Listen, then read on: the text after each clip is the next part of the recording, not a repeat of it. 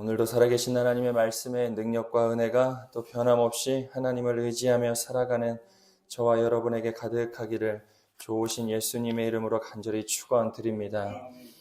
우리 1장 말미에 보면 나오미가 베들레헴 성으로 돌아올 때 자신은 비어 돌아왔다 고백하며 그 성 안으로 들어왔습니다. 사실 인간적으로 보면 들어설 수 없는 길인데 나오미가 하나님의 음성을 들었기 때문에 사람의 소리가 아니라 주의 음성을 붙들며 비어 돌아오긴 했으나 그렇게 베들레헴 성 안으로 들어왔지요. 그리고 22절에 보면 그렇게 돌아왔던 때가 보리추수 시작할 때라는 것을 성경이 기록합니다. 사실 이것은 나오미와 룻은 그때를 계산하여 돌아온 것은 아니죠. 성경이 그때가 어떤 때인지를 구태여 설명하고 있는 겁니다. 그리고 오늘 본문 1절에 보면 또 느닷없는 또 이야기가 등장하지요. 1절에 보면 나오미의 남편 엘리멜렉의 친족 유력한 자 보아스의 이름이 등장합니다. 맥락상 이 말씀이 먼저 나올 이유가 없습니다. 베들레헴 성 안으로 들어왔던 나오미와 룻이 보아스를 찾으러 다니는 삶이 아니었기 때문에 성경은 하나님께서 나오미와 룻의 삶의 회복을 준비하고 있음을 보리추수의 때와 보아스라고 하는 엘리멜렉의 유력한 자를 통하여 알려주고 계시는 겁니다. 하나님께서는 언제나 만남을 통하여 하나님께서는 우리로 봤을 때는 우연한 일들의 여러 연속을 통하여 하나님은 필연적인 하나님의 역사를 이루어 가시죠. 누가 보면 보리추수 때 참 운도 좋다라고 이야기할 수 있고 나오미의 친족의 유력한 자가 보아스여서 참 나오미는 운도 좋아. 어떻게 또 그런 친척이 있어? 라고 이야기할 수 있겠지만 이 모든 것들은 하나님의 예비된 은혜와 섭리 안에 있음을 성경이 분명하게 알려주는 겁니다. 우리 역시도 마찬가지입니다. 우리가 흔히 이야기합니다. 운 좋아. 재수도 좋다. 뭐도 좋다. 우리가 그냥 이렇게 신경 쓰지 않고 내뱉는 말들이 있는데 사실 신앙인에게는 운이 좋다. 이런 말들은 사실 어울리지 않지요. 세상은 운이 좋다, 행운이 있다라고 이야기할 수 있겠지만 믿는 우리 모두에게는 하나님의 섭리 안에 일어나는 일들의 연속이라 볼 수 있습니다. 나오미가 오늘 본문에 보면 엘리멜렉의 친족 유력한 자, 단순히 돈 많은 자가 아닙니다. 능력 있는 자가 아닙니다. 권력을 가지고 높은 자리에 있는 자가 아니라 나오미의 삶을 회복시켜 줄 수 있는 유력한 자가 나오미와 룻이 돌아온 베들레헴 안에 예비되어 있었더라는 겁니다. 사랑하는 여러분, 오늘도 우리가 이걸 두 가지로 적용해 볼 수 있어요. 첫 번째는 나의 삶의 회복을 준비하시는 하나님께서는 내 삶의 자리에도 유력한 한 사람을 통하여 내 삶을 회복으로 이끌어 가세요. 그런 유력자가 내 삶에 있습니다. 더욱이 바꾸어 이야기하면 여러분들의 삶이 누군가를 위로해주고 누군가를 회복해 줄 수 있는 유력자의 삶을 여러분들도 살아가고 계시느냐? 그걸 점검해 볼 수 있어요. 우린 두 가지의 과제가 있는 겁니다. 내가 룻과 같이 나오미와 같이 보아스를 통하여 위로받고 회복을 경험해야 되는 과제가 있는가 하면 구원받고 살아가는 내 삶은 이제 위로만 받고 누구에게 회복만 경험하고 누구에게 칭찬만 받고 인정만 받는 수준이 아니라 내가 누군가를 위로하고 회복하고 인정하고 세워줄 수 있는 유력한 자가 신앙은 거기까지 가야 하나님의 예비된 은혜를 여기서는 은혜가 거기까지 일부분이죠. 일부분. 하나님의 예비되고 하나님이 오늘 내게 주시고자 하시는 충만한 은혜는 내 삶의 걸음이 오늘 이 정도 수준까지는 가야죠. 내가 누군가의 삶을 세워줄 수 있는 유력한 자로서 내가 보아스가 될 수 있어야 한다는 것이 오늘 본문이 주는 또 다른 도전이라 할 수 있습니다. 자, 하나님의 섭리 안에서, 하나님의 큰 섭리 안에서 나오미와 룻이 베들레헴으로 돌아왔습니다. 그 섭리 안에 살아가는 룻의 모습이 어떠하냐? 2절의 말씀을 같이 보겠습니다. 2절의 말씀입니다. 모압 여인 눈이 루아무에게 이르되 원하건대 내가 밭을 가서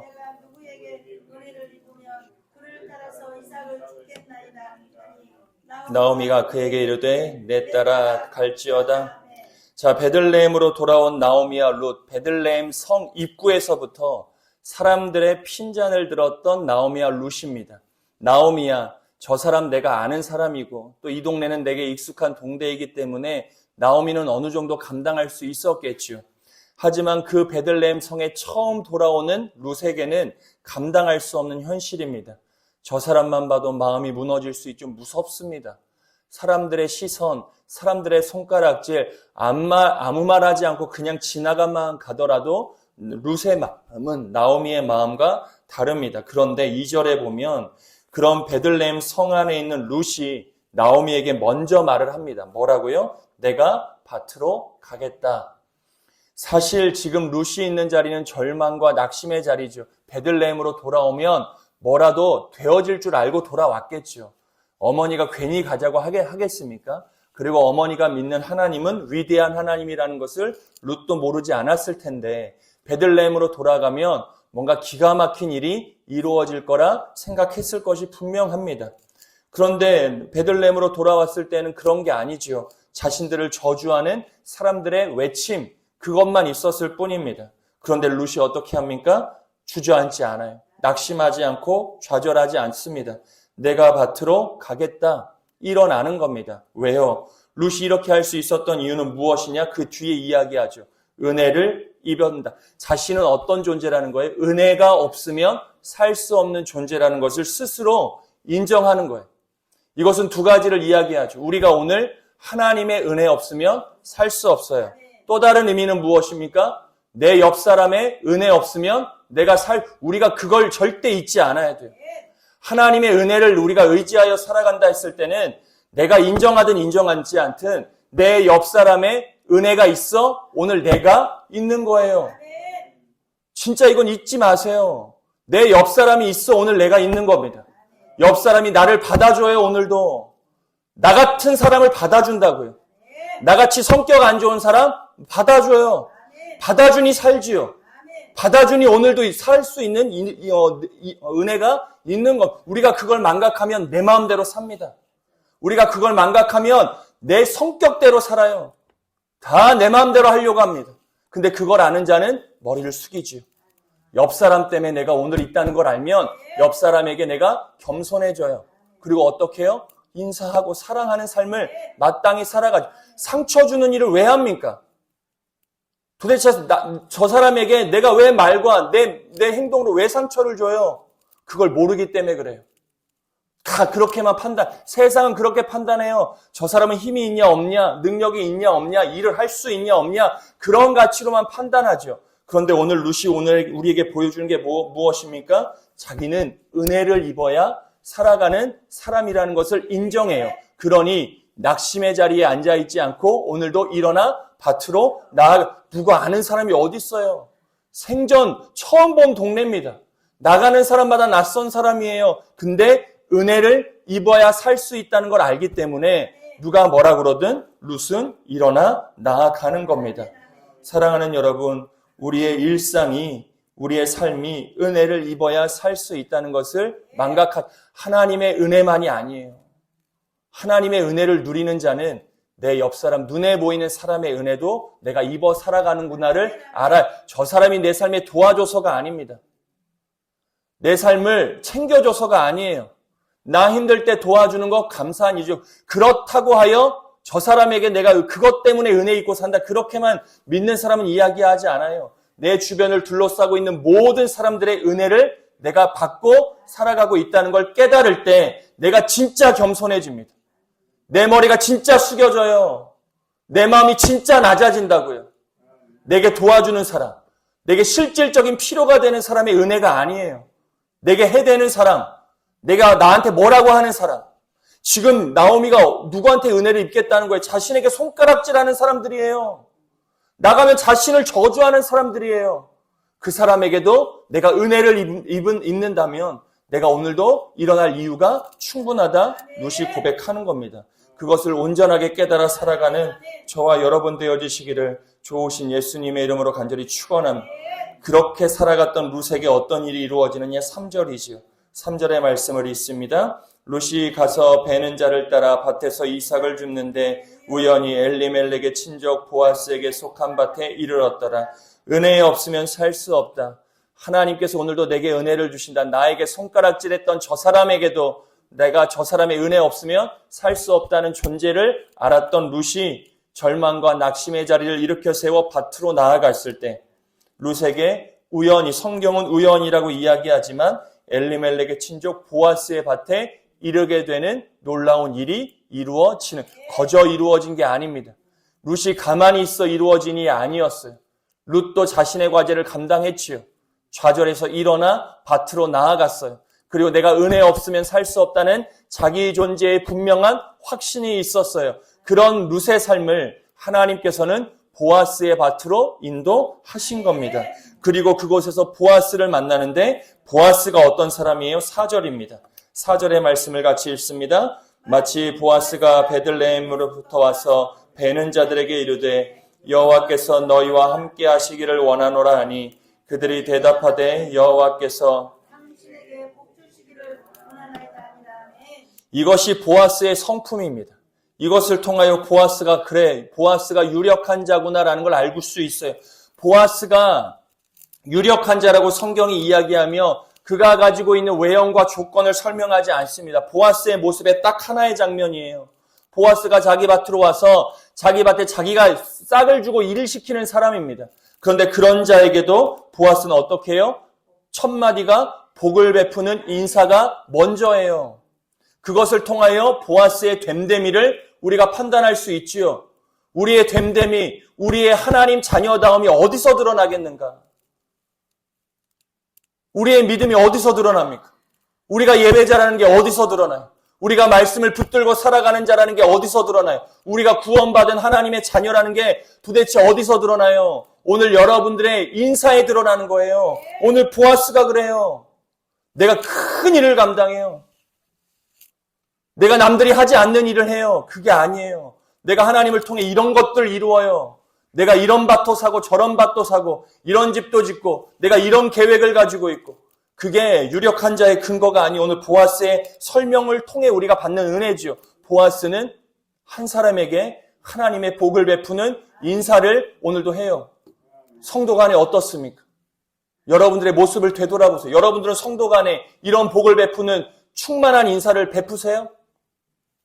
주일날 온 성도와 함께 이런 인사를 나누시냐고요. 우리 교회가 이런 인사를 나누는 교회입니까? 누구 때문에 아니에요, 그러면? 우리가 그걸 한번 되돌아볼 수 있어야죠. 하나님의 은혜를 받아 살아간다고 하는 우리가 그것도 하나님께서 우연히가 아니라 필연적으로 하나님의 섭리 가운데 오늘 이 자리에 우리를 있게 하셨고 하나님께서 섭리 가운데 오늘 내게 빛내리 재단을 섬기게 하셨더라면 오늘 우리가 만나는 모든 성도는 우리가 함께 은혜를 입은 잘하는 고백이 있지요. 없으면 기도해야죠. 하나님 이 고백이 내가 진실로 나올 수 있도록 내 마음을 인도해 주옵소서. 좋아하는 사람, 싫어하는 사람 내가 구분하는 것이 아니라 내게 좋고 내게는 좀 이런저런 사람을 구분하는 것이 아니라 모든 사람이 우리의 은혜를 입고 또 내가 은혜를 나누는 그런 존재라면 우리는 온 성도와 함께 복을 베푸는 인사를 먼저 나눌 수 있어요. 그런데 마주치고도 인사 안 하는 성도들이 진짜 많아요. 함께 예배 드리는데 눈도 안 마주칩니다. 정말 안타깝죠. 같은 문을 드나들고 같은 문을 여닫고 예배를 드리는데 그 공간 안에 있는 성도와 이런 복을 나누지 못한다? 우리의 신앙을 점검해 봐야 돼. 그리고 우리가 뭐예요? 하나님께 은혜를 구해요. 역설적이죠. 은혜 입은 자임을 우리가 증명해야 되는 이 자리에서는 다 외면하면서 내가 하나님께 은혜를 또 구합니다. 하나님이 그 은혜 구하는 자에게 은혜를 주실까? 모르겠어요. 그런데 적어도 오늘 본문에 보면 아닌 것 같다는 생각이 먼저 드는 거예요. 사랑하는 여러분, 오늘 보아스와 같이 여러분들이 하나님의 은혜와 내 옆사람 성도의 삶이 없이 내가 없다는 걸 인정하신다면 오늘도 내 입술과 내 삶을 통하여 먼저 성도에게 하나님의 복을 베푸는 그런 은혜의 사람으로 세워지시기를 좋으신 예수님의 이름으로 간절히 축원드립니다. 저 사람도 안 하는데요, 목사님 뭐. 저 사람도 안 해요. 저 사람도 날 무시해요. 그거 어떡하라고요? 나는 하면 되죠. 내가 하면 되죠. 저 사람이 안 해서 내가 안 해요? 내가 하면 되는 거예요. 새벽 정들기 먼저 하시면 교회도 바뀌는 겁니다. 우리 교회가 먼저 하면 함열 지역이 바뀌는 거예요. 함열이 먼저 그렇게 하면 열방도 바뀌는 거예요. 누가 해줘야 하는 게 아닙니다. 오늘도 보아스와 같이 먼저 하나님의 복을 베푸는 은혜가 있기를 간절히 축원드립니다. 그렇게 보아스가 자신의 밭으로 옵니다. 자, 하나님의 은혜를 알았던 룻, 그리고 밭으로 나갔던 룻이 어떻게 하느냐? 7절의 말씀을 한번 읽어보겠습니다. 7절의 말씀을 같이 읽습니다. 그의 말이 나로 베는 자를 따라 단 사이에서 이삭을 죽게 하소서 하였고 아침부터 와서는 잠시 이 집에서 쉰 외에 지금까지 계속하는 중이니이다. 자, 룻은 성실함을 가지고 아침부터 저녁까지 조금의 게으름 없이 성실함으로 자신에게 주어진 밭에 이삭을 줍기 시작합니다. 이 당시에 율법이 그렇게 지정되어 있어요. 추수 때에 추수는 하되 떨어진 밀 이삭 줍지 않았습니다. 내가 거두었을 때 떨어진 것들이 있지요. 줍지 않아요. 양 귀퉁이에 있는 것도 남겨 악착같이 다 추수하지 않아요. 악착같이 다 추수하지 않아요. 왜요? 그렇게 떨어지고 내 귀퉁이에 있는 건 어떻게 되는 거예요? 나그네, 과부, 가난한 자들이 가져가도록 하나님께서 허락하신 거예요. 이거 굉장히 의미 있지 않습니까? 우리가 어떻게 살고 있느냐를 잘 보세요. 악착같이 살고 내가 조금이라도 손해보지 않으려고, 이거 말씀에 근거한 삶이 아닙니다. 하나님께서는 남겨놓으라 이야기했어요. 악착같이 쥐는 삶이 아니라 조금 내려놓고 떨어져도 괜찮다, 주님이 말씀하시죠. 그래서 룻이 밭으로 나아갈 수 있었던 겁니다. 이삭을 주어요. 그런데 열심히 줍습니다. 하루 종일 줍습니다. 누가 뭐라고 그래도 성실하게 그렇게 줍습니다. 은혜를 알았기 때문에, 하나님의 섭리를 알았을지는 모르지만 그래도 나갈 수 있는 것도 감사였기 때문에 성실하게 룻이 자신의 일을 감당합니다. 그런 룻을 보아스가 보는 것이죠. 5절의 말씀입니다. 5절의 말씀을 같이 읽습니다. 보아스가 베는 자들을 거느린 사원에게 이르되 이는 누구냐? 소년이냐 하니. 룻의 성실함을 보아스도 보았습니다. 그래서 보아스가 저자가 누구냐? 보아스도 궁금한 것이죠. 제가 이 말씀을 읽으며 오늘 내 삶이, 제가 이 말씀을 읽으며 두려운 거예요. 오늘 내 삶을 하나님께서 어떻게 보실까? 야, 저자가 누구냐? 오늘 하나님이 나를 그렇게 명명하실까? 하나님의 눈에 띄는, 우리가 눈에 띄자고 사는 삶이 아니지만 오늘 룻이 누구에게 눈에 띄고자 이렇게 살았겠습니까? 자신에게 주어진 시간과 공간 안에서 자신의 열심을 가지고 성실하게 꾸준히 부지런하게 살았을 뿐인데 그 삶을 보아스가 보는 겁니다. 오늘 내 삶을 하나님이 어떻게 보고 계실까? 악착같이 사는 내 삶을 하나님이 어떻게 보실까? 욕심 많이 살아가는 내 삶을 하나님이 어떻게 보실까? 그런 거 다 내려놓고 내게 주어진 시간과 공간 안에서 정말 주께서 주신 은혜를 가지고 최선을 다해 성실함과 부지런함과 꾸준함과 한결같음을 가지고 살아가는 내 삶을 하나님은 어떻게 보실까? 답은 정해져 있어요. 입장을 바꿔놓으면 답이 정해져 있습니다.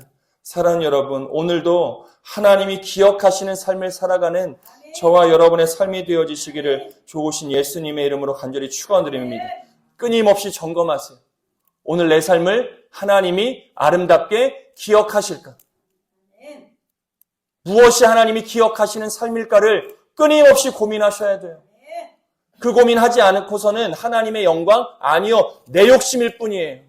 우리가 그걸 고려하지 않으면 오늘 내 신앙은 내 욕심을 채우는 일밖에 되지 않습니다. 내 예배, 내 만족의 예배밖에 되지 않아요. 하나님이 기뻐 받으시는 예배가 무엇이냐? 하나님이 기뻐 받으시는 봉사가 무엇이냐? 하나님이 기뻐 받으시는 삶이 무엇이냐? 하나님이 기뻐 받으시는 직분 무엇이냐를 고민하지 않으면 다 내 만족과 내 욕심일 뿐이에요. 오늘 여러분들의 삶을 이렇게 얘기하면 또 누군가를 보시는 분들이 계세요. 나를 보세요. 내가 오늘, 야, 저자가 누구냐? 야, 저 집사님 누구냐? 저 권사, 하나님이 보시는 거예요. 저 집사님 누구냐? 저 권사님 누구냐? 야, 저 장로, 저 목사는 도대체 누구냐? 누구길래 저렇게 한결같은 마음으로 누가 보지 않든 보듯 그것과 상관없이 저렇게 꾸준하게, 성실하게, 부지런하게 그렇게 사명을 감당할 수 있느냐? 저희가 도대체 누구냐? 오늘도 그 하나님의 눈 속에 저와 여러분의 삶이 담기는 그런 은혜가 꼭 있게 되기를 좋으신 예수님의 이름으로 간절히 축원드립니다. 그러려면 나를 끊임없이 들여다보고 작은 것 하나서부터 바꿔야 돼요. 익숙한 것으로부터 벗어나야 됩니다. 늘 똑같은 패턴이 아니에요. 늘 바뀌어야 돼요. 늘 달라져야 돼요. 성숙해져야 돼요. 교회를 5년을 다니고 10년을 다녀도 바뀌지 않는 분들이 그렇게 더 말하지 않겠습니다. 우리가 바뀌어야 될 과제가 있어요. 저에게도 있고 여러분들에게도 있고 우리 교회에도 있는 거예요. 오늘도 그 은혜를 가지고 우리가 한 걸음이라도 조금은 1cm라도 우리의 삶이 달라지는 그런 은혜가 꼭 있게 되기를 좋으신 예수님의 이름으로 간절히 축원드립니다. 하나님께서 이미 준비하신 은혜가 있음을 우리가 삶에서 꼭 믿을 수 있어야 됩니다. 그래야 절망의 자리에서 일어날 수 있습니다. 그리고 오늘도 순종으로 나아갈 수 있는 것이지요. 우연처럼 보이는 하루 속에서도 하나님의 일하심을 우리가 기대할 수 있어야 합니다. 우연히 일어나는 일이 절대 없다. 하나님께서 필연적으로 우리의 삶을 강권하고 이끌어가고 계심을, 물론 그 안에는 좋음도 있지만 내가 겪기에는 어려운 일들도 있을 수 있습니다. 하지만 하나님의 큰 섭리 안에 하나님의 완전하심을 기대하며 살아갈 수 있어야 한다. 일상의 자리에서 우리의 믿음의 인격은 반드시 드러납니다. 오늘 여러분들의 걸음과 여러분들의 말과 표정이 여러분들의 믿음의 인격을 증명하는 거예요.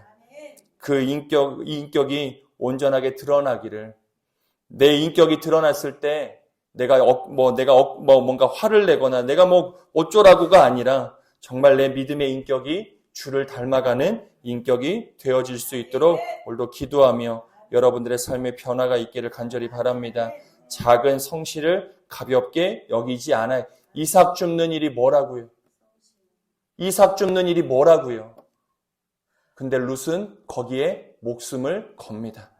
그리고 거기에 한결같은 마음을 대합니다. 오늘 우리가 섬기는 자리가 그런 자리가 될 수 있어야 된다. 그때 하나님의 놀라운 은혜와 역사가 우리의 삶에 임하게 된다는 것을 꼭 믿으시고 그 은혜 가운데 살아가는 저와 여러분의 복된 삶이 되어지시기를 좋으신 예수님의 이름으로 간절히 축원드립니다.